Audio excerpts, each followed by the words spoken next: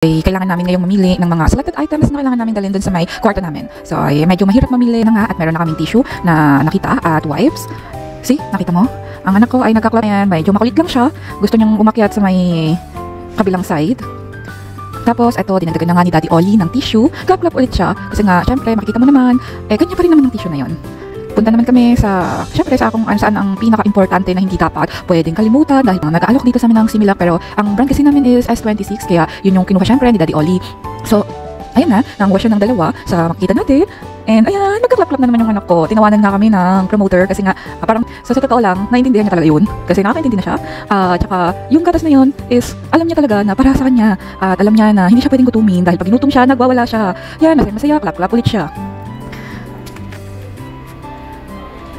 Okay, so ayun na nga, pupunta sana kami dito sa may Frozen, pero sabi ko nga kay Daddy Ollie, punta muna kami dito sa may mga pagkain ng anak ko dahil nga ang anak ko na to kumakain na din ng mga solid, so nahanapan namin siya ng pagkain na pwede sa kanya at the same time yung organic. Kasi medyo mahirap magawa ng pagkain ng baby and araw-araw wala kaming masyadong time para doon. So maghanap kami ng pagkain. Ngayon nakapili si Daddy kaso nga lang bintawan niya din kasi iniisip niya na ang kailangan kasi ng anak namin is ulam. Mostly kasi ang ginagawa namin is vegetable lang kami, nilalaga. Ganon. Tapos, pero meron kaming rice, kaya lagi siyang kumakain din ng rice. May batang nagutom. De.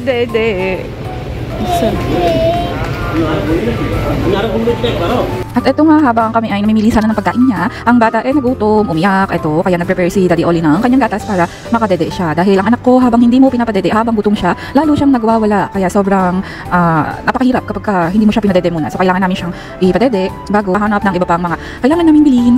Eto na ulit kami dahil tapos na siyang dumeng stroller for the day. So, yan, nagtuturo-turo pa ang anak ko. Nakita nyo, marunong na siyang magturo, marunong na siyang maghablot. Tapos, umiiyak pa din siya dito kasi gusto ng bata na to, magkarga na siya kay Daddy. Sa stroller for the day niya, ayaw niya na doon. Gusto niya magpakarga na kay Daddy or gusto niya makawala na doon sa baba. Siya ang maglalakad mag-isa dahil hindi siya sanay nang nagpapakarga. Hindi ba? Wala siyang makulit-kulit sa katawan. Nakita nyo, maakyat pa. Ayan, so kinuha na siya ng kanyang tatay kasi nga ay naglulunghan na lang siya. Nauna na nga silang dalawa at ako ay nag-stop by muna. Syempre, kasi kailangan natin ng ilang mga groceries. Hindi mawawala ang hazelnut. So, may chocolate, tapos may hazelnut sa loob. At saka nakuha pa ako ng isa. Yung isa naman is almond. So, yun, gusto ko yan pagkatapos kumain or in the morning. Sarap yan. Opo, kaya po hindi ako pumapayat dahil po dyan. So, punta naman nga kami dito sa may Filipino foods. So, dyan yung mga pagkain ng mga Pilipino. So, ayan, kuha lang si Daddy ng mga ilang chichirya. Tapos, syempre, karga-karga niya si Gabriel. Medyo mahirap kargahin ng anak ko kasi nasa ilang kilo na siya. Nasa 10 kilo na siya. Pero, what to do? Hindi mo naman siya pwedeng pabayaan dyan sa baba. Kasi pag pinabayaan mo siya dyan sa baba, mas lalo siyang magpapahabol. Mas lalo kang mahihirapan. Ayan, isa sa mga gawain nilang mag-ama is, ayan, ganyan. So, para siyang bit na biik sa balikat ng kanyang tatay. Pero, ayan, yung anak ko, gustong-gusto naman yung mga ganyan. So, okay lang yan. Hayaan natin silang dalawa. Tapos, ikot-ikot lang kami and then, that's it.